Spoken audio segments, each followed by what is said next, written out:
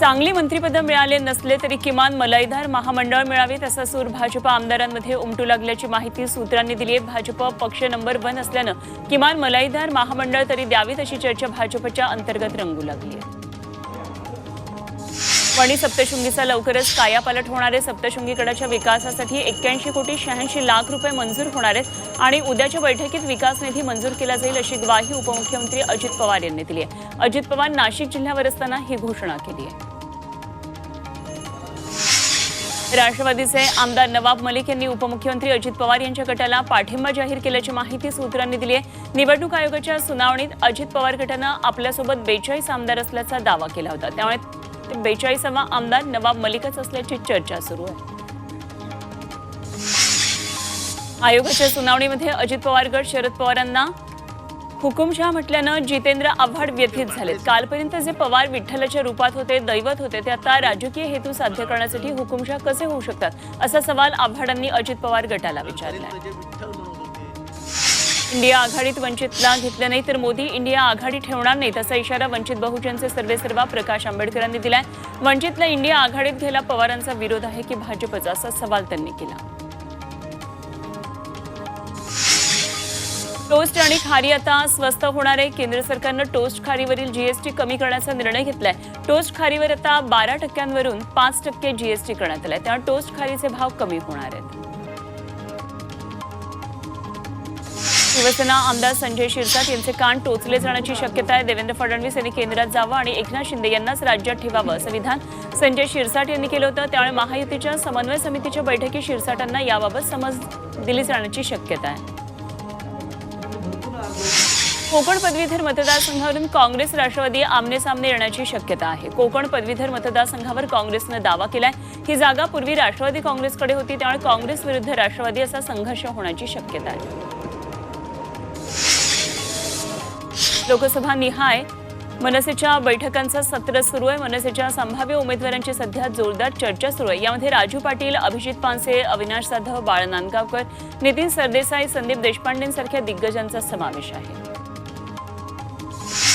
महाराष्ट्र नवनिर्माण सेनेनं चंद्रपूर आणि लोकसभा निवडणूक लढवण्याच्या दृष्टीनं कंबर कसली आहे। मनसेचे राज्य उपाध्यक्ष राजू उंबरकर यांच्या समर्थकांनी ते लोकसभा लढतील अशा आशाच्या पोस्ट सोशल मीडियावर व्हायरल केल्या। प्रदेशाध्यक्ष नाना पटोलेंच्या उपस्थितीत नवी मुंबईमध्ये महाराष्ट्र प्रदेश काँग्रेसची कोकण विभागीय आढावा बैठक घेण्यात आली। यावेळी लोकसभेची रणनीती आखण्यासाठी कोकणातल्या सर्व जिल्ह्यांच्या पदाधिकाऱ्यांकडून आढावा घेण्यात आला। राज्यात भाजप ज्येष्ठ पक्ष आहे, मात्र बॉस वगैरे नाही असं बावनकुळेंनी स्पष्ट केलं। यावर अंबादास दानवेंनी प्रतिक्रिया दिली आहे। यांचे सर्वांचे बॉस हे 5च्या केंद्रातच बसलेले आहेत आणि त्यामुळे त्यांनी कितीही डरावडराव केलं तरी केंद्राचं ऐकणार असा टोला दानवेंनी लगावलाय। स्थानिक नागरिक आणि शिंदे गटाच्या कार्यकर्त्यांनी ठाण्यामधल्या होऊ दे चर्चा हा कार्यक्रम उधळला। ठाण्यातल्या हाजुरी भागामध्ये हा कार्यक्रम होणार होता, मात्र या ठिकाणी ठाकरे गट आणि शिंदे गटाचे कार्यकर्ते आमने सामने आले। या ठिकाणी बाचाबाची यवतमाळमध्ये ठाकरे गटाकडून होऊ दे चर्चा अभियान राबवण्यात आलं। केंद्र आणि राज्य शासनाच्या योजना या बोलघेवड्या आणि फसव्या असल्याची चर्चा या अभियानात करण्यात आली। सिंधुदुर्ग जिल्ह्यातल्या खासदारांनी नारळ फोडून फोटो काढण्यापलीकडे काही केलं नाही। विनायक राऊत नाकर्ते आहेत अशा शब्दांमध्ये नितेश राणेंनी विनायक राऊतांवर टीका केली। कणकवली मतदारसंघातल्या बीएसएनएलच्या तक्रारींसंदर्भात आयोजित बैठकीमध्ये ते बोलत होते। अध्यक्षांची कारवाई ही नियमानुसारच होईल असं राहुल नार्वेकर यांनी स्पष्ट केलंय। वैयक्तिक टीका करून निर्णय प्रक्रियेवर दबाव टाकण्याचा डाव यशस्वी होणार नाही असं ते म्हणाले। खासदार महोत्सवाला भंडारा जिल्ह्याच्या साकोलीला आलेल्या उपमुख्यमंत्र्यांनी भंडारकरांना चांगलंच गिफ्ट दिलंय। पुढील वर्षी गोसे प्रकल्प पूर्ण करणार असल्याचं आश्वासन त्यांनी दिले। त्याचबरोबर खासदार सुनील मेंढे यांच्या मागणीवर शहराला नाट्यगृह देण्याचं आश्वासन फडणवीस यांनी दिलं। जालन्यात झालेल्या दगडफेक प्रकरणात आमदार राजेश टोपे यांची चौकशी करण्याची मागणी करण्यात आली आहे। देवेंद्र फडणवीस प्रतिष्ठानचे अध्यक्ष आसाराम डोंगरे यांनी पोलिसांकडे ही मागणी केली आहे। टोपेंच्या कारखान्यावर उपोषणकर्त्यांसोबतच्या बैठकीत दगडफेकीचा प्लॅन झाल्याचं त्यांनी सांगितलं। अनुसूचित जमातीच्या दाखल्यांसाठी आदिवासी कोळी महादेव समाज आक्रमक झालेत। कार्तिकी एकादशीला येणाऱ्या उपमुख्यमंत्र्यांना आणि इतर कोणत्याही मंत्र्याला पंढरपूरमध्ये पाय ठेवू देणार नाही असा इशारा आदिवासी महादेव कोळी समाजाचे सोलापूर जिल्ह्याचे नेते शरद कोळी यांनी दिला आहे। सोलापूर शहर उत्तर मतदारसंघात राष्ट्रवादी काँग्रेसच्या मेळाव्याचं आयोजन करण्यात आलं। जयंत पाटील यांच्या उपस्थितीत हा मेळावा पार पडला आणि यावेळी राष्ट्रवादीकडून जोरदार शक्ती प्रदर्शन करण्यात आलं।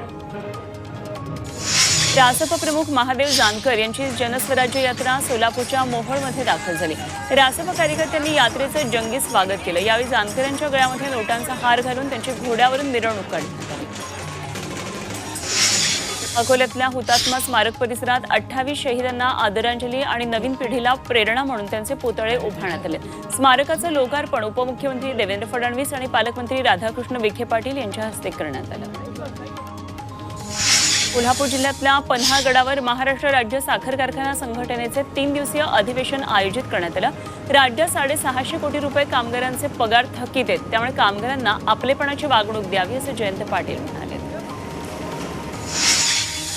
महसूल मंत्री राधाकृष्ण विखे पाटील यांनी नागपूरच्या काटोल तालुक्यातल्या कोंढाळी इथल्या शेतकऱ्यांच्या शेतात पाहणी केली। पिकांचं मोठ्या प्रमाणात नुकसान झालं असल्यानं शेतकऱ्यांसाठी पीक विमा योजनेतून शेतकऱ्यांना दिवाळीपूर्वी मदत देण्याचा प्रयत्न असल्याचं विखे पाटील म्हणाले। यवतमाळच्या दिग्रस इथल्या मियावाकी प्रकल्पाचं उद्घाटन पालकमंत्री संजय राठोड यांच्या हस्ते झालं। मियावाकी ही जपानी वनस्पती शास्त्रज्ञ अकिरा मियावाकी यांनी तयार केलेली पद्धत आहे आणि 30,000 रोपांची लागवड केली आहे। हे जंगल जलद वाढण्यास, घनदाट आणि नैसर्गिक होण्यास मदत करते। अकोल्यातल्या महाआरोग्य शिबिर म्हणजेच चारण्याची कोंबडी आणि बारण्याचा मसाला असा आरोप उद्धव ठाकरे गटाचे आमदार नितीन देशमुख यांनी केला। ते अकोल्यातल्या पत्रकार परिषदेत बोलत होते।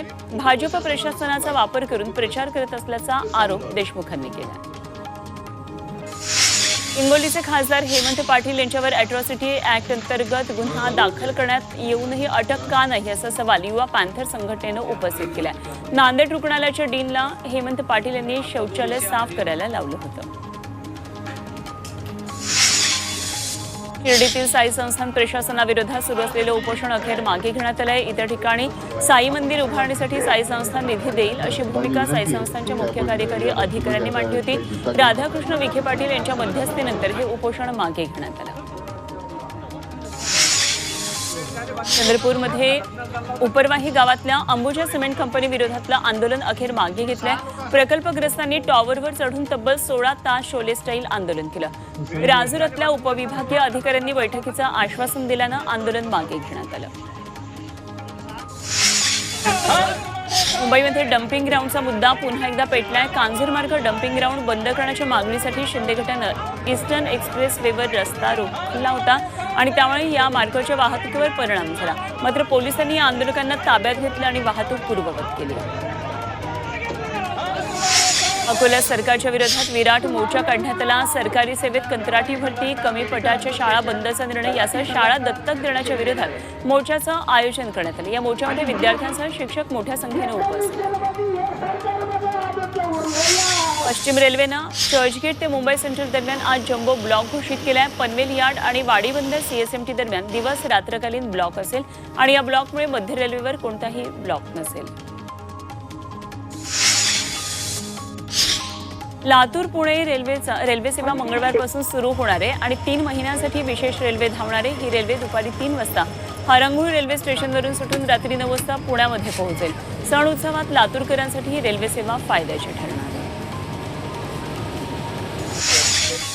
मध्य रेल्वेनं मुंबई ते नागपूर विशेष शुल्कावर 2 एकेरी विशेष गाड्या चालवण्याचा निर्णय घेतलेला आहे आणि कालपासून या गाड्या चालवण्यात येत आहेत। रेल्वे प्रवाशांची अतिरिक्त गर्दी लक्षात घेऊन हा निर्णय घेण्यात आलाय। या गाडीला एकूण 18 डबे असणार आहेत। अहमदनगर जिल्ह्यातल्या अकोले इथं तहसील कार्यालयावर कंत्राटीकरणाच्या विरोधात शिक्षक आणि विद्यार्थी आक्रमक झाले। सरकारी सेवेतील कंत्राटी भरतीचा GR रद्द करा, 65,000 शाळा दत्तक देण्याचा निर्णय तसंच 15,000 शाळा बंद करण्याचा निर्णय रद्द करावा या मागणीसाठी मोर्चा काढण्यात आला।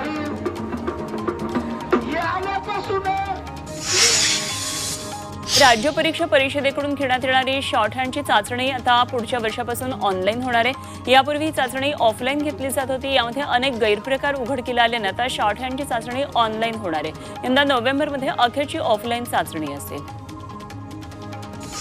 मावळ तालुक्यातल्या कान्हेपाट्यावर जिल्हा परिषदेच्या शाळेतील मुख्याध्यापिकेला पालकांनी घेराव घातला। शाळेत सध्या 684 विद्यार्थी शिक्षण घेतात, मात्र शाळेत विद्यार्थ्यांच्या तुलनेत शिक्षक कमी आहेत। त्यामुळे पालकांनी मुख्याध्यापिकेला अडवून जाब विचारला। यवतमाळमध्ये डेंग्यूमुळे 15 दिवस शाळा बंद ठेवण्यात येणार आहे। जिल्ह्यामध्ये विषाणूजन्य आजार डेंग्यू, मलेरिया सारख्या रोगांचा फैलाव झालाय। डेंग्यूमुळे महागाव तालुक्यातल्या डोंगरगाव इथं 2 शाळकरी विद्यार्थ्यांचा मृत्यू झाल्यानं शाळा बंद ठेवण्याचा निर्णय शाळा व्यवस्थापन समितीने घेतला। सांगोला 12.5 कोटी रुपये खर्च करून ट्रॉमा केअर सेंटर इमारत करण्यात आली आहे। मात्र मागच्या 3 वर्षांपासून ही ट्रॉमा केअर इमारत वापराविना धूळ खात पडू नये। लवकरात लवकर सेंटर सुरू करा, अन्यथा तीव्र आंदोलन करण्याचा इशारा राष्ट्रवादी काँग्रेस पार्टीचे माजी आमदार दीपक साळुंखे यांनी दिला। नांदेडच्या विष्णुपुरी इथल्या शासकीय वैद्यकीय रुग्णालयात मनुष्यबळ कमतरता असल्यानं काँग्रेसने रुग्णालयाला 50 परिचारिका उपलब्ध करून दिल्यात आणि त्यांचं वेतन आणि खर्च काँग्रेसकडून केला जाणार आहे। तसंच काँग्रेसनं औषधांचा पुरवठाही केला आहे।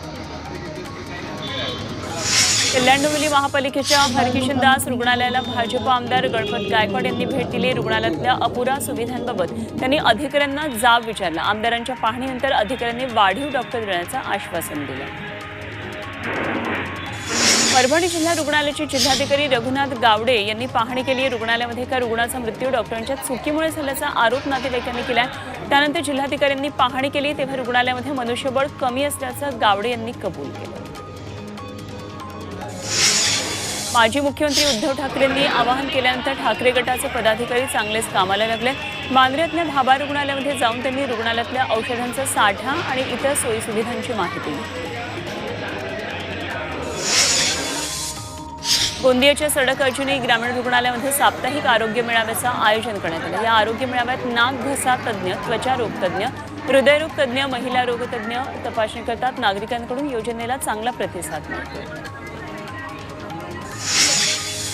नाशिकच्या मालेगावमध्ये रेशनचं धान्य वितरण व्यवस्थेचा पुरता बोजवारा उडवला। 2022 पासून इथे धान्याचं वितरण झालेलं नाहीये असा आरोप लाभार्थ्यांनी केला। नागरिकांनी अखेर दुकानासमोर गर्दी करत जाब विचारला। वाद वाढल्यानंतर पोलिसांनाही हस्तक्षेप करावा लागला।